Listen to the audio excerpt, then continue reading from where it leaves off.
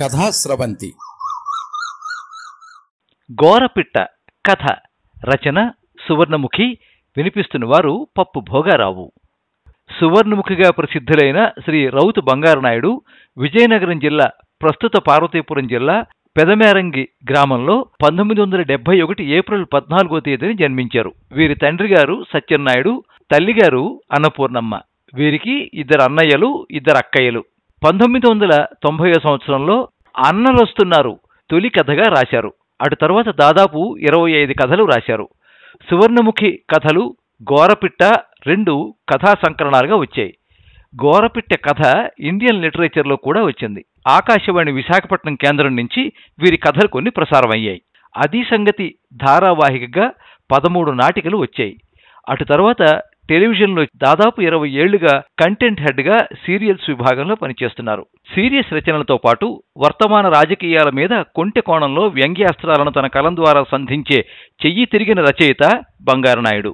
ప్రముఖ రచయిత, senior సంపాదకులు, homeo వైద్యులు దివంగత కేఎన్వై పతంజలి పేరిట ప్రతి ఏటా అందజేసే పురస్కారం ఈ ఏడాది వీరిని వరించింది.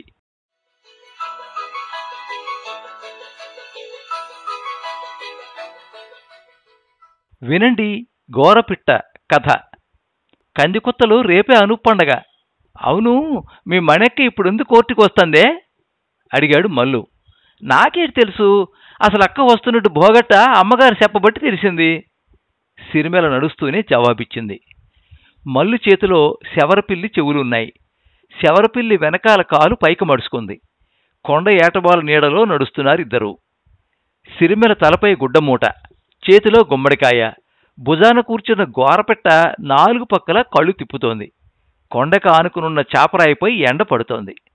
ఆ చాపరాయి ఏటవాలుగా సూర్యుడిని అందుకోవాలన్నట్లుంది. చాలామంది దొరల కోసం, అదే చందాల కోసం చుట్టుపక్కల గ్రామాలకు వెళ్ళిపోయారు. మల్లు ఏదో మాట్లాడుతూ చాపరాయి మీదకి వచ్చేసరికి చాపరాయి కింది భాగాన లేత ఎండలో తెల్లటి బట్టలతో ఉన్న దాదాపు 10 మంది మాట్లాడుతూ ఉన్నారు. చచ్చిపోనాం నాయనా, ఇవాళ జలభూమి మీటింగే, అదిగోటి ఎమ్మెల్యే అందరూ వచ్చినారు అన్నాడు మల్లు. ముహూర్తం కట్టుకుని తీర్థం వెళ్తే ముక్కుడు పోలం ఎదురైందట. మరి నువ్వు నసలకి అత్తల బస్సు తప్పితే 11-12 దాకా చూసుకొని ఓసిపోవడమే అంది సిరిమేల. గోరపెట్ట ఎగిరి కాళ్ల సందుల్లో దూరిపోతున్న గేదెని పట్టి మింగేసింది. అది మింగినప్పుడు విప్పిన తురాయి మొగ్గలా ఉంది దాని నోరు. మాట్లాడుతూ కూర్చున్న వారిని సమీపిస్తుంటే వాళ్ళ మాటలు వినిపిస్తున్నాయి. మరి మీ ఆలోచన ఏంటో నాకు అర్థం కాలేదు. తెలివా అంటే తెలివి లేదు. వెనకత్తల 4 మనుషులొస్తారా అంటే 4 పురుగులైనా రావు. అలాంటి సూరప్పటికి 4 లక్షల వరకు ఇచ్చినారు. మీ ఆలోచన ఏంటో అర్థం కావడం లేదు. అసలు మళ్ళీ సరికి పోటీ చేస్తారా చేయరా? పొడుగ్గా, తెల్లగా, సన్నగా ఉన్న మైదాన ప్రాంత నాయకుడు సూటిగా అడిగాడు. ఆ మాటకి మరో నాయకుడు అందుకొని, సూరప్పుడు మాట పక్కన పెట్టు, మా పక్కూరు వెంకటనాయుడికి అసలు ఏటుందని? ఆడి పెళ్ళాం ఏటి ఎంతన్నారా? ఆడి పెళ్ళాం ఆడి చెప్పిన గుర్తుకు ఓటేయదు. ఆడి పెళ్ళానికి ఆడి సంగతి పూర్తిగా తెలుసు కాబట్టి అది ఆడి మాట వినకపోవడమే కరెక్టు. గాని ఏటి ఈడికైనా ఓ నీతి నిజాయితీ నిలకడ ఉందేటి?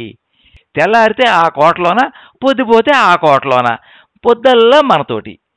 ఎవడు తన్నినా మనమే ఉండాలా, ఎవడు తిట్టినా మనమే ఉండాలా. అదిగో ఆడికి నాకు మంచి రోజు రాదు కానీ పీసీలు తీసుకోవద్దని ఎమ్మెల్యే గారు రికమెండేషన్. ఇది పరిస్థితి.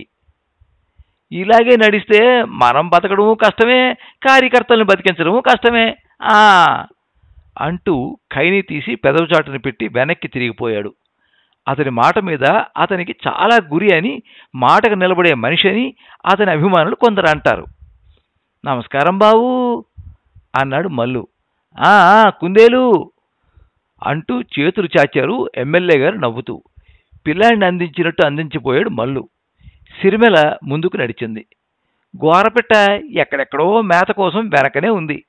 ఓయ్ నాకిచ్చి ఓయ్, కుందేలంటే మా ఆవిడికి భలే ఇష్టం అంటూ ఎమ్మెల్యే గారు కుందేలును తన చేతుల్లోకి తీసుకున్నారు. మల్లు చేతుల్లోని కుందేలు ఎమ్మెల్యే గారి చేతుల్లోకి మారిన మరుక్షణమే 2 గంతులు వేయాల్సిన కుందేలు 4 గంతులేసి అడవిలోకి చేరుకుంది. 4 గంతులు వేయాల్సిన మల్లు 2 గంతులు వేశాడు. దూరం నుంచి గీతరయ్య పట్టుకో పట్టుకో అరుచుకుంటూ పరుగునొస్తున్నాడు. ఉలిక్కిపడి సిరిమెల వెనక్కి తిరిగేసరికి తలపై మూట చాపరాయి మీద పల్టీలు కొట్టుకుంటూ దొర్లింది. అలా దొర్లుతుంటే మూటలో ఉన్న నేదొండకాయలు ఆగాకరకాయలు చెల్లా చెదురుగా కిందికి జారుకుంటున్నాయి. ఎమ్మెల్యే గారు కొంచెం పైకెక్కి అనవసరంగా పోయిందయ్యా అన్నారు. మల్లు చేతులు ఊపుతూ వచ్చేశాడు. దొరకలేదా అన్నాడు మైదాన ప్రాంత నాయకుడు. దొరికితే పట్టుకుని రానేటి అంటూ నవ్వేశాడు మల్లు. ఒరే మామ, నిండా సూలుందిరా, పరిగెత్తలేకపోతుంది.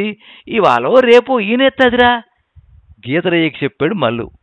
పోనీరా గీతరయ్య అని. బావు, ఎక్కడికి వెళ్ళిపోతుంది బావు? మనుషులైనా జంతువులైనా పెట్టైనా ఒడుపు దొరికితే పారిపోతాయి, ఒడుపు కుదరకపోతే ఆవిరిపోతాయి. పోయిన ప్రతీది మన సంపద అయితే మనకి దొరకకుండా ఎక్కడికి వెళ్ళిపోతుంది బావు? అయినా మీటింగ్ మొదలెట్టేసినారు, మీరు పారండి బావు అన్నాడు. సరే వచ్చేస్తాం, మీరు పదండి అంటూ ఎమ్మెల్యే గారు అలాగే నిల్చుంటే అతని చుట్టూ మైదాన ప్రాంత నాయకులందరూ నిల్చున్నారు. బావు, రేపు కంది కొత్తలు అనుపండుగ, మీరు రావాలి బావు, సరదాగా ఉంటుంది అన్నాడు గీతరయ్య. రేపా? కుదరదయ్యా, హైదరాబాద్ వెళ్ళాలి, ఫోన్ వచ్చింది, ఇంకోసారి వస్తాలే. మీ ఇష్టమే అంటూ మల్లు గీతరయ్య నడక ప్రారంభించారు. వెనక మాటలు వినిపిస్తున్నాయి. మీ పద్ధతి ఏం బాగులేదండి. మా ఊరిలోన ఇల్లు లేని లిస్టు నేను పంపితే ఆల కార్యకర్తలకే ఇల్లు ఇచ్చారు మీరు. ఆలకి మీకు తేడా లేదు. ఇప్పుడు కుందేలు పారిపోయినట్టుగే ఒకడికొకడు పారిపోతాడు. మరి కోడికి కాలు పట్టుకుంటారు, బాతుని పీక పట్టుకుంటారు, కుందేలుకి చెవులు పట్టుకుంటారు. కుందేలుకి నడుం పట్టుకుంటే ఇలాగే జరుగుద్ది. ఇన్ని మాటలేలా? ఎవడిని ఎక్కడ ఉంచాలో అక్కడ ఉంచాలా, ఎవడిని ఎక్కడ పట్టాలో అక్కడ పట్టాలా, అంతేగాని. సరేనా, ఇంకేమైనా ఉన్నాయా ఎమ్మెల్యే గారు కోపంగానే అడిగారు. అడిగి, నాకు తెలియక అడుగుతాను, సూరప్పడికి ఇచ్చిన వర్క్ మీలోని ఎవడైనా చేయగలడోయ్? చెప్పండోయ్. నాకు తెలుసు, ఆ ఊరిలోనూ సూరప్పుడు పేరు చెబితే టీ చుక్క అరువు పుట్టదు. గానేటి 10 రూపాయల వరకు ఆ ఊరిలోని మీకు ఇస్తే 10 సంవత్సరాలైనా చెయ్యలేరు. సరిగదా, రోజుకు 10 కంప్లైంట్లు పెట్టించుతాడు కూర్మినాయుడు. అదే సూరప్పుడు అనుకో, అతనికి స్వయాన బామ్మరిది, ఇంకేటంతాడు? గొంతు పెగల్లేదు, 10 రోజుల్లోనే బిల్లు అయిపోయింది కంఠసంగా చెప్పారు ఎమ్మెల్యే గారు. అయితే ఏటంటారు? మాకు కుటుంబం ఉంది, మా బామ్మరిదినో మా తమ్ముడినో మా మావనో అత్తల పార్టీలకు పంపేమంటారేటి? అది కాదు పోయి, అలగ తెగిన వాళ్ళకి అలగ తెగదీశాం, వాళ్ళకి అదే మిగులు. మన ముఖ్యమైన కార్యకర్తలకి ఇదిగో ఏజెన్సీ ఉంది కదా తల్లి, ఐఫాడ్ నిధులు వచ్చాయి ఓయ్. 3 లక్షలు 4 లక్షలు కర్మేట్ పోయ్, ₹1 కోటి వర్కులు చేయండి పోయ్. ఎటువంటి కాంప్లికేషన్ లేదు, ఎటువంటి కంప్లైంట్ లేదు, పల్లెత్తి మాట్లాడడానికి మొలతాడు కట్టిన మొగాడే లేడు అంటూ నడిచారు ఎమ్మెల్యే గారు. వెనక కార్యకర్తలు ఒకరి ముఖం ఒకరు చూసుకుంటూ కదిలారు. మనం అందరం కలిసి తొలిత మొలతాడు కట్టింది ఆడికే, ఆడి ఎలాగంత అన్నాడు చూడురా అన్నాడు గీతరయ్య మల్లుతో. మల్లు మల్లు అరుచుకుంటూ గోరపెట్ట వచ్చి భుజాన్ని వాలింది.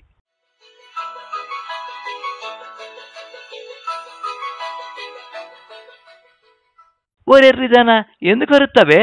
జలభూమి మీటింగ్ అంతే పొద్దుల్లో ఉంటుందనుకుంటున్నావేటి? ఇలా వస్తారు, అలాగే వెళ్ళిపోతారు.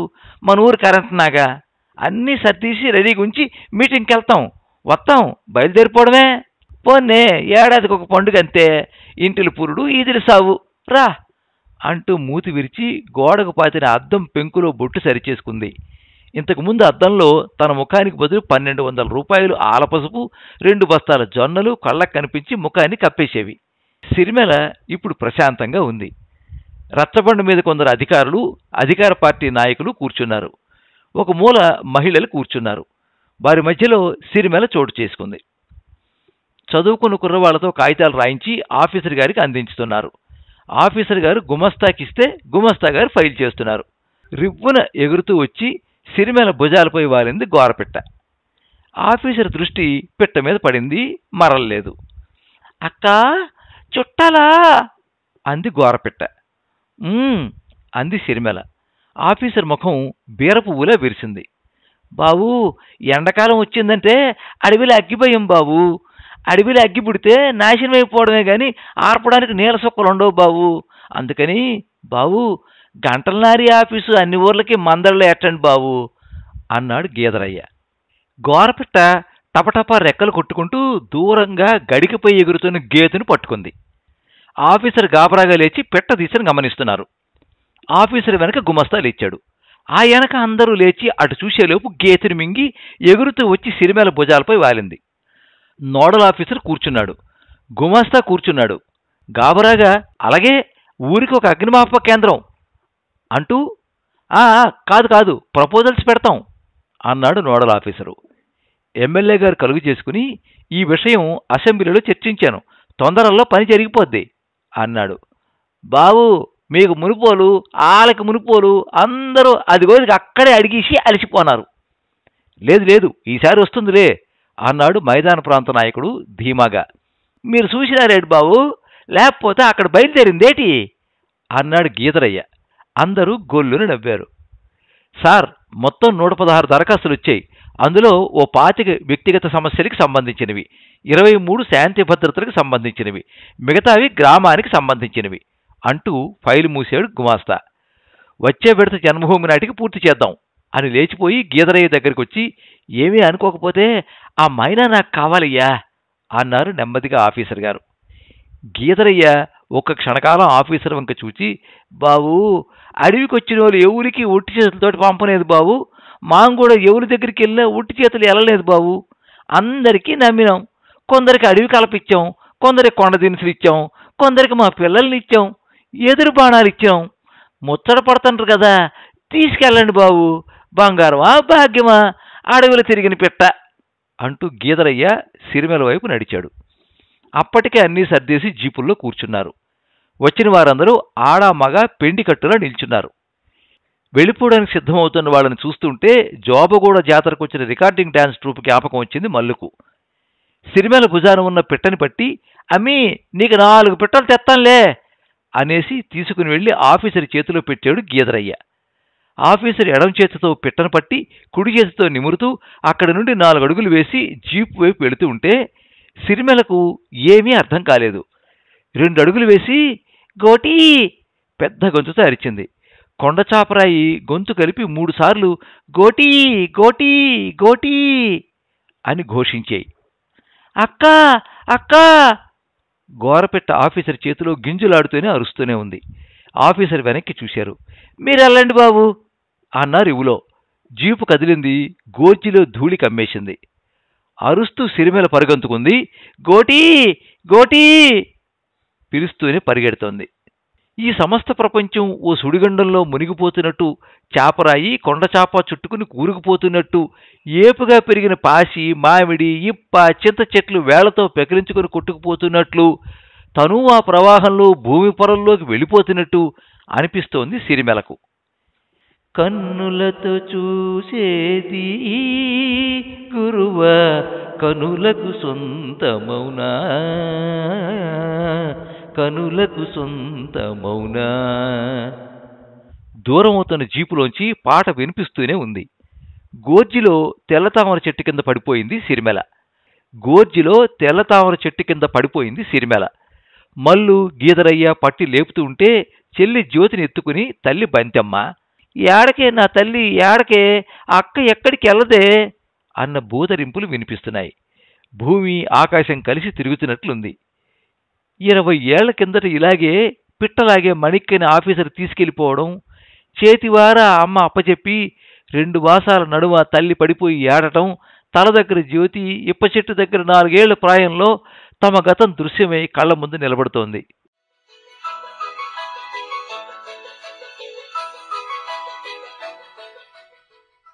ఊరి ముందు చింత చెట్టుకి 2 ఎదురు బొంగులు కట్టారు. ఎదురు బొంగంతా సాపుగా రెలిసేశారు. కిందన కాలు పెట్టుకోవడానికి వీలుగా 2 కొమ్మలు మాత్రం ఉంచారు. ఒక దానిపై మణిమ్మ, మరో దానిపై ఇంకో కుర్రవాడు అటు ఇటు కాళ్ళెట్టి బొంగు పట్టుకుని నిలబడగా పిల్లలంతా ఊపుతున్నారు. గడ వేగం అందుకుంది. చెట్టు కొమ్మలకు తగిలేటట్టు ఊగుతున్నారు. మణిమ్మ గౌను గాలివాటంగా ఎగురుతోంది. మణిమ్మ భయపడకుండా అంత వేగంలోనూ ఒక్కసారి ఒక కాలును తప్పిస్తూ, ఒక్కోసారి ఒక చేతిని వదులుతూ విన్యాసాలు చేస్తుంది. జీపు శబ్దమైంది. జీప్ ఆగింది. పిల్లలంతా వదిలేసి జీపు దగ్గరికి వచ్చేశారు. ఆదివాసీ రైతులు ఆఫీసర్కు నమస్కారం చేసి సమస్యలు చెప్పడం మొదలుపెట్టారు. ఆఫీసర్ దృష్టి గాలిలో వేగంగా కదులుతున్న ఎదురు బొంగులు, వాటిపై విన్యాసాలు చేస్తున్న మణిమ్మపై పడింది. నడుచుకుంటూ అక్కడికి వెళ్ళారు. ఆ అమ్మాయి ఎవరు అడిగాడు ఆఫీసరు. మా సోములు కూతురు బావు. ఇంకేం సోములురా, మా బంతమ్మ కూతురు బావు. ఏమి సోములకేమైంది? అక్కడ నిల్చున్న వారంతా తలలు దించేశారు. పర్వాలేదు చెప్పండి, ఆఫీసరు లోగొంతులు అడిగారు. బంతిమ్మ జ్యోతిని ఎత్తుకొచ్చి నిల్చుంది. బావు, మీకు తెలియంది ఏటుంది బావు, పోరాటకం జరిగిందిగా బావు. అదిగా పోరాటకం తొలిత మొదలవుతున్నప్పుడే ఆయన పట్టుకెళ్ళిపోనారు బావు. చచ్చిపోనాడు తీసినాం బావు. అదిగా తర్వాత బారెడు గురువుని చంపించిన ఏడాది తిరిగి వచ్చినాడు బావు. జైలు కాసి వచ్చినాయని చెప్పినాడు బావు. ఆ తర్వాత చక్కగా సంసారం చేసుకుని మా ఊరికి పెద్దలాగా కట్టానికి సుఖానికి అందరినీ కట్టు చేసి కర్రలు ముట్టిలాగా నడిపినాడు బావు. కిందటేడాది ఇదిగో కార్పొరేషన్ గోడౌన్ కడుతున్నప్పుడు అది గోటి సంకలోని పిక్కురుదాయి కడుపులో ఉన్నప్పుడు ఆ ఇద్దరు పెక్కిరోల్ని దానికి అప్పచెప్పేసి వాళ్ళ గురువుల దగ్గరికి వెళ్ళిపోనాడు బావు. బిడ్డికోలి ముసిలోడు చెప్పి మునకాల కర్రదాని మీద చిన్నరాయిపై కూర్చుండిపోయినాడు. బంతిమ్మ వైపు చూశాడు ఆఫీసరు.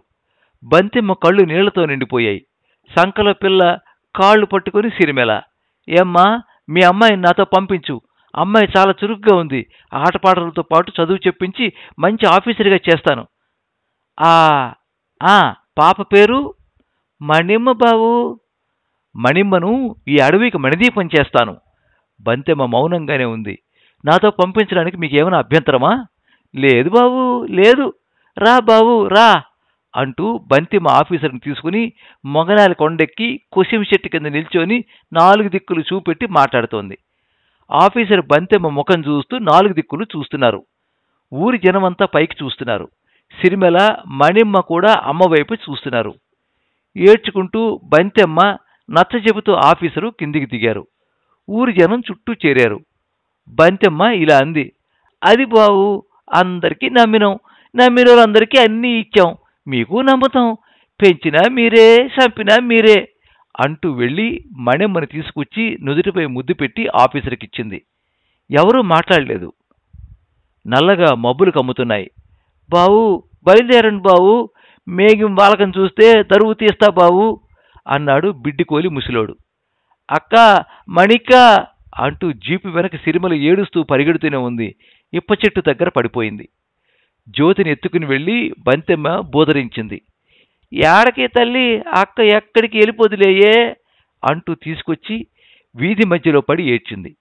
తనని తనే తిట్టుకుంది. సోములు చచ్చిపోయినా అగ్గి ఆరలేదు, బూగి ఎగరలేదు. మరిదన్న మాటలు చెవుల్లో తిరుగుతూనే ఉన్నాయి. వదినా, ఎందుకు బాధపడతావు, నువ్వు నాకు ఉండిపో, అలాగైతే మీ కొండ మా కొండ కాకుండా మరో కొత్త కొండ చేసుకుని బతకవచ్చు. మౌనంగా కాళ్లలో బుర్ర పెట్టి కూర్చుంటే కాళ్లకి 2 ఆడపిల్లలు చేరబడి కూర్చున్నారు. ఆ రాత్రి ఆలోచనలు నిద్రపట్టనీయలేదు. సిరిమెల ఏడుస్తూనే ఉంది. బంతెమ్మ బోధరించింది, ఏడ్చింది. ఏడ్చి కొన్నాళ్లకి మనసొగ్గీసి జ్యోతిని సిరిమెలని వదిలేసి భర్త సోముల దగ్గరికి వెళ్ళిపోయింది.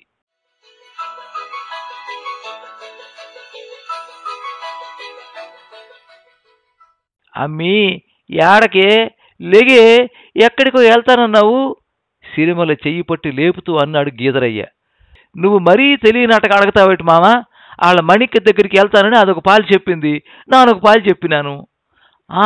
మర్చిపోనానురా, నెగమ్మీ నెగే, ఎక్కడికో వెళ్తానన్నావు మళ్ళీ అడిగాడు గీదరయ్య.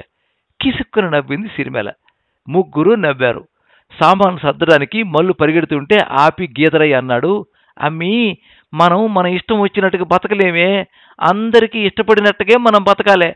మన ఇష్టం వచ్చినట్టుగా మనం బతకాలని మా తమ్ముడు మీ మామ దెబ్బలాడి ఎందరో చచ్చిపోనారమ్మా. గోరపిట్టను తెస్తానులే, బాధపడకు సుమి. మర్చిపోనాను కానీ రాత్రికి పారండి, మీ ఇద్దరు డాన్స్ చెయ్యాలా, నాను డప్పు కొట్టాలి చెప్పి పోడు వైపు నడిచాడు. పట్నం బయలుదేరారు ఆలు మగలిద్దరు.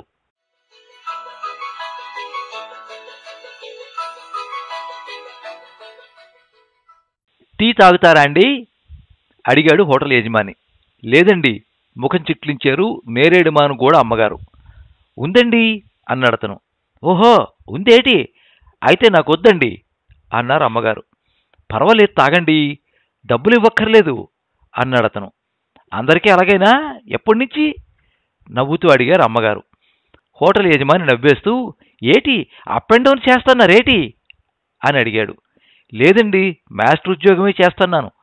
నవ్వకుండా అమ్మగారంటే హోటల్ యజమాని గ్లాసులు పగిలిపోయినట్టు నవ్వాడు. ఆ ఇద్దరు ఎప్పుడు మాట్లాడినా వినడానికి 10 మంది పోగవుతారు. ఏటి మీ బస్సు ఇంకా రాలేదేటి అన్నాడతను. అమ్మగారు, అమ్మగారు దూరం నుంచే పలకరించింది సిరిమెల.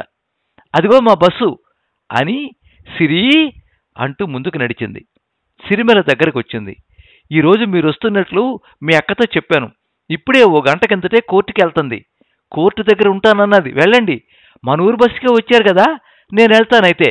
అలాగే తిన్నగా వెళ్ళండి, దగ్గరే. నడుస్తూ చేతులతో దారి చూపుతూ వెనక్కి తిరుగుతూ ముందుకు నడిచారు అమ్మగారు.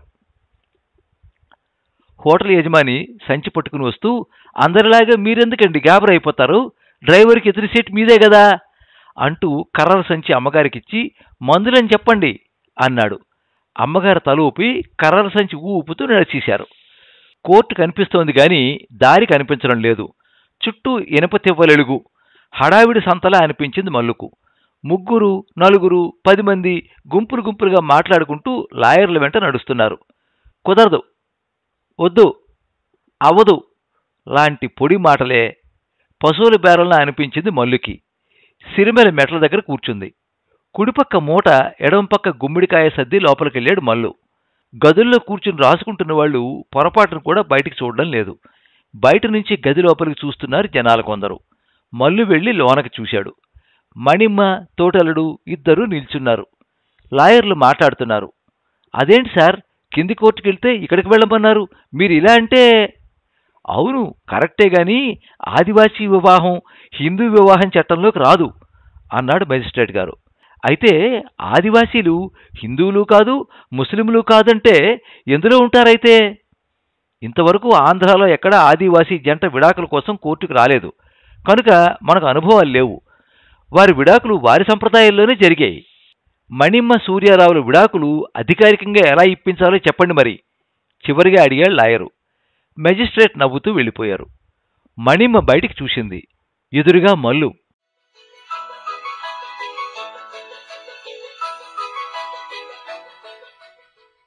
ఏటి తగువు? ఏదేలే, మీరు బాగున్నారా? సిరి, నువ్వు బాగున్నావా? రండి, టీ తాగుదాం.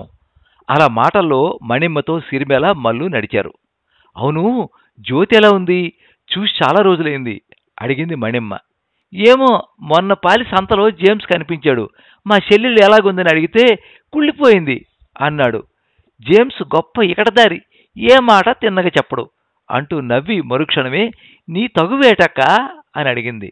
ఏదేలే, మీ బావగారు మనం అనుకున్నంత మంచివారు కాదు. అతనితో విడాకులు తీసుకోక తప్పలేదు. కానీ ఈ కోర్టుల చుట్టూ తిరుగుతుంటే అతను ఎలాంటి వాడైనా ఆడితోటి ఉండడం మంచిదిలాగుంది ఇబ్బందిగా నవ్వింది మణిమ్మ. నాకు తెలియక అడుగుతాను, మొగుడు పిల్లలు ఇడిపోవడానికి కోర్టులు ఎందుకక్క? నువ్వు చదువుకున్నావు, నీకు నాన్న చెప్పడమేటి గాని ఇష్టపడినోడితోటి వెళ్ళిపోతే తొలి మొగుడు ఆడి మానాన్న ఆడే తప్పుకొంతాడు. తప్పుకోకపోతే తప్పు కట్టమంతాడు గాని ఉరి తీసిడు కదా. మరి నా నేటి చేసినాను చెప్తూ మల్లు ముఖం చూసింది సిరిమెల. మల్లు నవ్వాడు.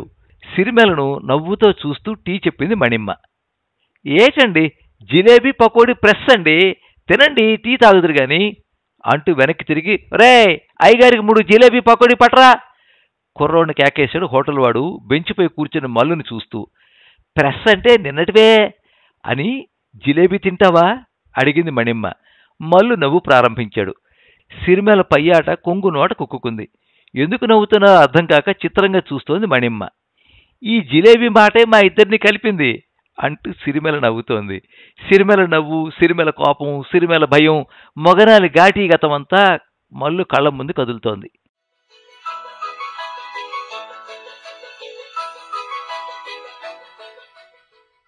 జిలేబీ జింతేపో, జిలేబీ తింటావా అడిగాడు మల్లు.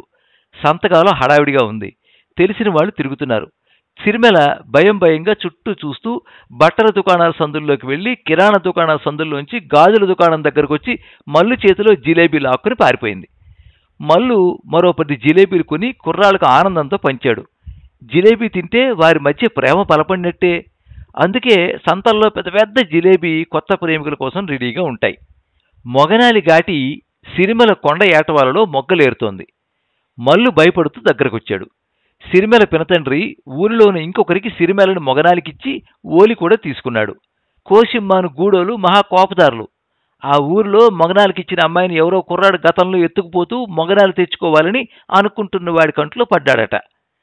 ఘాటి శిఖరానికి చేరేసరికి ఇది మగనాలరా అంటూ ఒకే వేటికి కుర్రాడు తల నరికి అదే కత్తితో నంచిముండా నాను ముసిలోనే అంటూ అమ్మాయిని నరికి అక్కడే పాతిపెట్టాడట.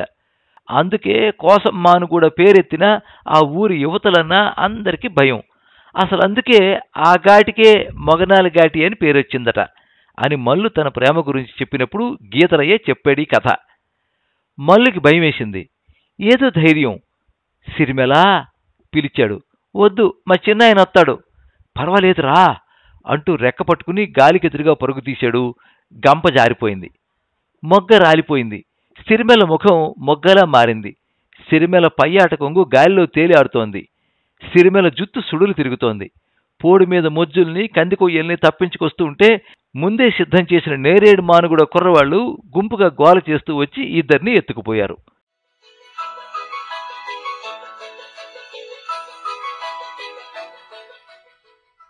కుర్రోలు రచ్చబండ మీద కూర్చున్నారు. గీతరయ్య ఎదురు సాల దగ్గర చిన్న రాయి మీద కూర్చున్నాడు. కుషిమ్మాను కూడా పెద్దలు సిరిమెల పెనతండ్రి ఊర్లోకి వచ్చారు. ఏవాయ్ ఎలక దిగబడ్డారు అడిగాడు గీతరయ్య. పందికవన తప్పిపోన్నది ఎతుకుతున్నాం అన్నారు ఇవులో. తప్పిపోతే అడవికాడ ఎతకాలి కానీ ఊర్లోని దొరుకుతుందేటి అన్నాడు గీతరయ్య. తప్పోయింది అడవి పందికూన కాదు, ఊర పందికూన అన్నారు కోసిమ్మాను కూడా వాళ్ళు. మరి ఈ డొంక తిరుగుడు ఎందుకు? ఈ కూన మా గోడకే చేరింది. మళ్ళు వాళ్ళిద్దరూ ఇష్టపడ్డారు. గీతరయ్య చెబుతుంటే మరి చెప్పకపోయి ముందు అది ఎక్కడుందో చెప్పు, నరికేసి వెళ్ళిపోతాను అన్నాడు సిరిమెల పెనతండ్రి ఊగిపోతూ. నీకు పిచ్చేటి పోయ్? అవును, నాకు పిచ్చి. దీని తల్లి తండ్రి చచ్చిపోతే కడుపులు పెట్టుకుని పెంచాను. నాకు ఇష్టం వచ్చినోడికి ఇచ్చి ఓలి తీసుకున్నాను. ఇవాళ రేపు ఆడిల్లు మట్టవలసిన పిల్ల, దానికి ఇష్టమని మీ ఓడితోటి వెళ్ళిపోతే నా పర్వత ఏటైపోవాలా అంటూ చుట్టూ చూశాడు. ఓ ఇంటి తలుపు చాటు నుంచి ఏడుస్తోంది సిరిమెల. కూకోవాయ్ అంటూ సిరిమెల పెనతండ్రిని కూర్చోపెట్టాడు గీదరయ్య. మాటలు పెరుగుతున్నాయి, తగ్గుతున్నాయి. వాళ్ళిద్దరూ ఇష్టపడ్డారు. మనోవలం మధ్యన అన్న మాటకి కట్టుబడి గతంలో సిరిమెల పెనతండ్రి తీసుకున్న ఓలి 1200 రూపాయలు, ఒక ఆల పసుపు, 2 బస్తాల జొన్నలు తప్పు కింద మల్లు చెల్లించాలని రచ్చబండ తీర్మానించింది. మల్లు అంగీకరించాడు. రారా మల్లు, నీ చేత్తో మనిషికి గలాసిచ్చి అన్నాడు గీతరయ్య కుండను 2 చేతులతో పట్టుకుని మల్లును చూసి.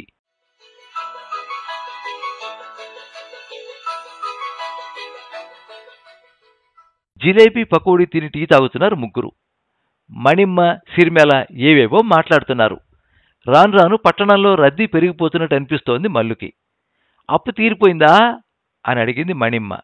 భగవంతుడి దయవల్ల పూర్తిగా తీరిపో అంటూ ఉండగానే నీలిరంగు వ్యాను దాటిపోతుంటే వ్యాను వెలుపల ఎనుప చెప్పులపై 2 చేతులు, ముక్కు, నుదురు ఆనించి అక్కా అనే పిలుపు వినిపించింది. సిరిమెల చూసింది. చేతిలో గాజు గ్లాసు కింద పడి బళ్ళును పగిలి జ్యోతి అని పిలిచి వ్యాను వెనుక పరిగొందుకుంది సిరిమెల. వెనుక మణిమ్మ, మల్లు పరిగొందుకున్నారు. జ్యోతి జ్యోతి పిలుస్తూనే పరిగెడుతుంది. పంజరంలో చిక్కుకున్న రామచిలక ఇనుపు చెవుల్ని కాళ్లతో రక్కుతున్నట్టు కనిపిస్తోంది మణిమ్మకు. సైకిళ్లు, మోటార్లు, జీపులు తప్పించుకుని పరిగెడుతూనే ఉన్నారు. అరుస్తూనే ఉన్నారు. Made in India, made in India, made in India, లాలాలాలాలా. పెద్దగా వస్తున్న పాటలో కలిసిపోయింది వాళ్ల అరుపు. వ్యాన్ శ్రీకాకుళం వైపు తిరిగిపోయింది. సిరి సిరి ఆగు ఆగు పిలుస్తూ పరుగును వెళ్లి పట్టుకుంది మణిమ్మ. కొత్తూరు రోడ్లో నుంచి 2 లారీలపై జనం గోల చేసుకుంటూ వస్తున్నారు. కిల్లాడ జ్యోతిని వెంటనే విడుదల చేయాలి, కిల్లాడ జ్యోతిని వెంటనే విడుదల చేయాలి గోలగోలగా దాటుకుంటూ వెళ్ళిపోయారు. పోలీస్ స్టేషన్ ఎదుట అరుపులు పెరుగుతున్నాయి. జనం పెరుగుతున్నారు. పట్టు కనిపించిన తేనెటీగలా అక్కడున్న అన్ని ఆఫీసులకు తిరుగుతోంది మణిమ్మ. అరుపులు, నినాదాలు పెరుగుతున్నాయి. పొడుగ్గా సన్నగా ఉన్న ముసలాయన అందరికీ సూచనలు చేస్తున్నాడు. అప్పుడెప్పుడో జరిగిన పోరాటంలో మహానాయకుడని ఎందరో చెప్పగా అనేక సార్లు విన్నది మణిమ్మ. ఆయనకు పరిచయం చేసుకుంది. కిల్లాడ, కుసిమ్మాను కూడా జనాలు ట్రాక్టర్లలో వచ్చేశారు. ఇంటి నుండి బయటకు వచ్చిన తరువాత ముఖం చూడడానికే భయపడే సిరిమెల ఏడ్చుకుంటూ పినతండ్రి ఒడిలో చేరిపోయింది. దూరంగా అశోక చెట్టు కింద జేమ్స్ చాలా విషాదంగా కనిపిస్తున్నాడు. నవ్వుతూ నవ్వించే జేమ్స్ను చూస్తుంటే ఏవో జ్ఞాపకాలు కదులుతున్నాయి సిరిమెలకు. సిరిమెల పెళ్లి జరిగిన 2 నెలలకే జ్యోతి పెళ్లి. జ్యోతి పెళ్లి నాటికి అడ్డయ్య అని పిలిచేవారు అప్పుడు. పిల్ల ఎలాగుందిరా అని వాళ్ళ పెద్దలు అడిగితే, నా పెళ్ళంలాగుంది అన్నాడు. అందరూ నవ్వి పెళ్లి ఖాయించేశారు. పెళ్ళైన 6 నెలలకే అడ్డయ్య కిరాస్తాన్ మతం తీసుకుని జేమ్స్గా మారాడు. సిరిమెలకు నచ్చేది కాదు. ఆగం పండుగ, చుక్క పండుగలకు వచ్చేవాడు కాదు. సిరిమెల ఎన్నో కబుర్లు పెట్టింది. అయినా నాకు రావాలనే ఉంది, కానీ మీరు దేవతలకి దెయ్యాలకి మొక్కుతారు అనేవాడు. రోజు ఉదయాన్నే స్నానం చేసి ఉతికిన గుడ్డలు కట్టుకోవడం సిరిమెలకి ఎంతగానో నచ్చేది. జ్యోతిని బయటికి పంపకపోతే మిమ్మల్ని బయటికి రానివ్వం. దూరంగా ఉన్నవాళ్ళందరూ చూశారు. సిరిమెల, జేమ్స్ అందరూ దగ్గరగా వచ్చారు. అందరికీ ఆశ్చర్యం. మణిమ్మ కుడి చేతితో సవాలు చేస్తూ నినాదాలు చేస్తోంది. పక్కనున్న పెద్ద ఆయన కూడా మణిమ్మతో సమానంగా అరుస్తూనే ఉన్నాడు. సాయంత్రం 4 దాటింది. సూర్యుడు మగ్గుతున్న మామిడి పండులా ఉన్నాడు. బస్సులు, లారీలు ఎటువటు ఆగిపోయాయి. పోలీసులు జనాన్ని రొప్పుతున్నారు. జ్యోతిని విడుదల చేయకపోతే మమ్మల్ని అరెస్ట్ చేయండి అరిచింది మణిమ్మ. ఎన్నో గొంతులు వెంట అరిచాయి. రాజకీయ నాయకులందరూ మణిమ్మను చూశారు. ఒక్కసారి పోలీసులు గురిచికపడి జనం మధ్యలోంచి దారి చేసి 2 వైపులా నిల్చున్నారు. 5 కార్లు, 2 బస్సులతో జవాన్లొచ్చారు. జ్యోతి ఉంది, అదిగో అన్నారు విలో. తొక్కిసలాట. జ్యోతిని విడుదల చేయండి అరుపులు. జ్యోతి ముఖం కళ్ల ముందు కదులుతోంది జేమ్స్కి. రాత్రి కూడా.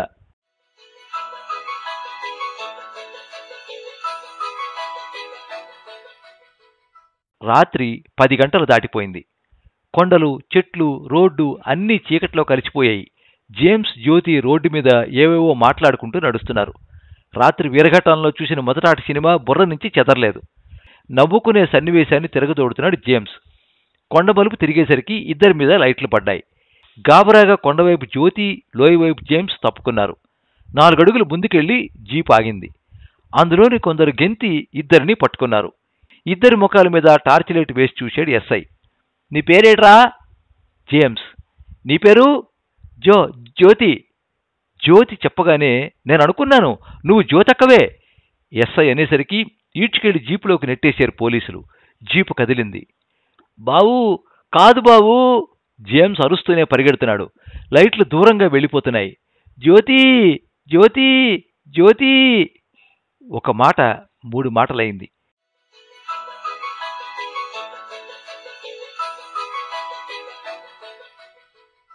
జ్యోతి పిలిచాడు జేమ్స్. పోలీసులు నెట్టేశారు. పెద్దాయన మణిమ్మల లోపలికెళ్లారు. కొద్దిసేపటికి కలెక్టరు, ఎస్పీ, ఎమ్మెల్యేలతో జ్యోతిని తీసుకుని వచ్చారు. పొరపాటు జరిగింది. నక్సలైట్ జ్యోతి, కిలాడ జ్యోతి ఒకే పోలికలుండటం వలన మా వాళ్లు పొరపాటు పడ్డారు అన్నారు ఎస్పీ గారు. అదేనా జ్యోతి చేసిన తప్పు? ఎవరో కేకలేస్తున్నారు. జ్యోతిని తీసుకుని ఎమ్మెల్యే గారు బయటపడ్డారు. ఎమ్మెల్యే గారి కారులో జ్యోతి, మణిమ్మ, సిరిమెల, జేమ్స్, మల్లు మరికొందరు నేరేడు మానుగూడ వైపు కదిలారు. మార్గమధ్యంలో మణిమ్మగారు, ఈ మండలానికి మీ నాయకత్వం అవసరం అన్నారు ఎమ్మెల్యే గారు. మాకెందుకులేండి రాజకీయాలు నవ్వుతూ అంది. లేదు, మీరేదో పార్టీలో చేరుతున్నారని విన్నాను. పుకార్లే. నేను వీధిలోకి రావడం ఇదే మొదటిసారి. సరే, తర్వాత మాట్లాడదాం. మీరు బాగా ఆలోచించండి. ఆయన గారు ఏం చేస్తున్నారు అడిగారు ఎమ్మెల్యే గారు. టీచర్. మనవాడేనా? షెడ్యూల్ ట్రైబే అంటూ ముగించింది.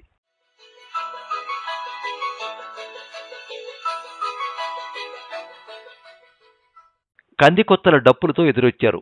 జనంలో గీతరయ్య, వెలుతురులో జ్యోతిని, మణిమ్మని ఎగబడి చూశారు జనం. మల్లు దగ్గరికి గీతరయ్య వెళ్ళి, ఒరే మల్లు, మనోలు మీ పోడు దగ్గరున్నారు. ఎంత వేళకొచ్చినా రమ్మన్నారు. అదిగో మర్చిపోనాను, అమ్మగారు తెచ్చిన మందులు ఉన్నాయి, ఆ టీ కొట్టాడు ఇచ్చాడని చెప్పేసి ఇచ్చి అన్నాడు గీదరయ్య చీకట్లో. వెళ్తానైతే కదిలాడు. బాబూ, మీరు వచ్చారా? ఎమ్మెల్యే గారిని పలకరించాడు గీదరయ్య. నవ్వారు ఎమ్మెల్యే గారు. తమరు హైదరాబాద్ వెళ్ళిపోతామన్నారు, ఫోన్ వచ్చిందన్నారు. దానికంటే ఇది ముఖ్యం కదా. అవును బాబు, మీరొత్తారని నాకు తెలుసు బాబు అని గీదరయ్య అంటే, ఎర్రటి అక్షరాలు, జ్యోతి విడుదలకు మీరు బాధ్యత తీసుకోవాలి మళ్లీ చదువుతున్నట్లు అనిపించింది ఎమ్మెల్యే గారికి. ఆడ మగ జంట జంటలుగా గెంతుతున్నారు. కొత్త కందికాయలు ఉడకబెట్టినవి ఎమ్మెల్యే గారికి అందరికీ ఇచ్చారు. కందికాయలు తింటూ నృత్యం చేస్తున్నారు నాయకులు.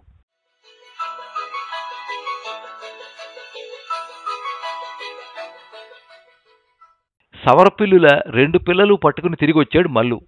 మల్లు, దొరికిపోయిందా? ఏటెళ్ళిపోద్దిరా, నేను చెప్పాను కదా, ఒడుపు కుదరకపోతే మనుషులైనా జంతువులైనా అమిరిపోతాయిరా అంటూ, పాపం నిన్నటి పరుగులకి నెప్పులు వచ్చేసి ఉంటాయి అన్నాడు గీదరయ్య. ఎలా దొరికింది అడిగారు ఎమ్మెల్యే గారు. ఎలాగంటే మాలాగే. మరేటి ఈయనగాసిన అక్కల పాలు చేసిన జాతి శమరపిల్లిది, కష్టపడి పోగు చేసి పళ్ళపొడి పాలు చేసి జాతి సవరోడిది. తుప్పల్లో గుమ్మి తవ్వి పిల్లల్ని పెట్టి తుప్ప చుట్టూ తిరిగి కాపలా కాస్తాది ఆ తెలివైన జాతి అన్నాడు గీదరయ్య. ఎమ్మెల్యే గారు నవ్వి పొంగిపోయి నాకొకటి కావాలి అనేసి మళ్ళీ నవ్వు కొనసాగించారు. ఈ మధ్య రాజకీయ నాయకులందరికీ అడవి జంతువుల మీద మనసు పోయినట్టుంది అంది మణిమ్మ. అదృష్టవంతులం అడవి మనుషుల మీద లేనందుకు అన్నారు ఇవులో. నేనొస్తానైతే అంటూ లేచి వెళ్ళి గొడ్డమ్మవారికి మొక్కి బయలుదేరిపోతూ, మణిమ్మ బాగా ఆలోచించి తొందరగా నిర్ణయం తీసుకోండి. మనం ఏదో చెయ్యాలని మనకుంటుంది, కానీ ఏమీ చేయలేం. ఇలా అయితే కొంతైనా చేయగలం అంటూ కారెక్కేశారు ఎమ్మెల్యే గారు. జ్యోతి ప్రశాంతంగా పడుకుంది. అందరూ గడపలో కూర్చుని ముచ్చట్లు చెప్పుకుంటున్నారు. అమ్మీ సిరిమెలా అని పిలిచాడు గీదరయ్య. డప్పులు మోగుతున్నాయి. నీ గోరపెట్టే. మౌనంగా ఉండిపోయింది సిరిమెల. ఎలిపొచ్చిందే, ఏది ఎక్కడ ఉండాలో అక్కడే ఉండాలమ్మా. అదిగో జ్వరం వచ్చిన జ్యోతిలాగా వడికిపోతుంటే గూట్లోని పెట్టాను అని చెప్పగానే గోరపెట్టలా ఎగిరింది సిరిమెల. గూటిలో పెట్ట చచ్చిపోయి కర్ర కట్టించింది. దీపం దగ్గరికి తెచ్చి చూసింది. రెక్కల్లోనూ తలపైన చీమలు పాకుతున్నాయి. పరాయి చేయి తగిలి మాడిపోయిన అడవిలా ఉంది గోరపెట్ట ముఖం. మన వాళ్ళని కలవాలనుంది అంది గీదరయ్యతో మణెమ్మ. దా అమ్మా, ఇప్పుడే కలుద్దాం తీసుకెళ్ళాడు గీదరయ్య.